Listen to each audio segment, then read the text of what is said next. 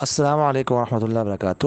What's app group number 3 میں لورالائی بلوچستان سے میر احمد بھائی نے سوال کیا ہے کہ اگر کوئی عشاء کی نماز میں پہلے رکعت میں سورہ ناس پڑھ لے تو کیا دوسری رکعت میں سورہ اخلاص پڑھ سکتا ہے؟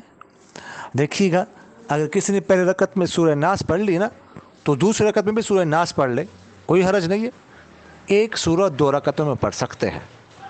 اگر سورہ کو اخلاص قل هو اللہ احد پڑھتے ہیں، سورہ اخلاص پڑھتے ہیں، قل اعوذ برب الفلق سورہ فلق یا کوئی اور اس کے بعد سورت پڑھتا ہے تو وہ بھی پڑھ سکتا ہے۔ نماز میں جو ہے نا، اس میں کوئی حرج نہیں ہے۔ فرائض میں قصداً ایسا کرنا مکروہ ہے کہ ایک سورت پڑھ کے پھر پیچھے والی سورت پڑھی جائے۔ نوافل میں تو یہ بھی مکروہ نہیں ہے، لیکن اگر کسی نے غلطی سے ایسا اس سے ہو گیا تو بعد والے پڑھے، اس میں کوئی حرج نہیں ہے۔ بعد والے کوئی سورت اخلاص پڑھ لے، فلق پڑھ لے، کوئی بھی سورت پڑھ لے، وہ پڑھ سکتا ہے اور نماز بھی جائز ہے۔ ٹھیک، جزاکم اللہ خیر۔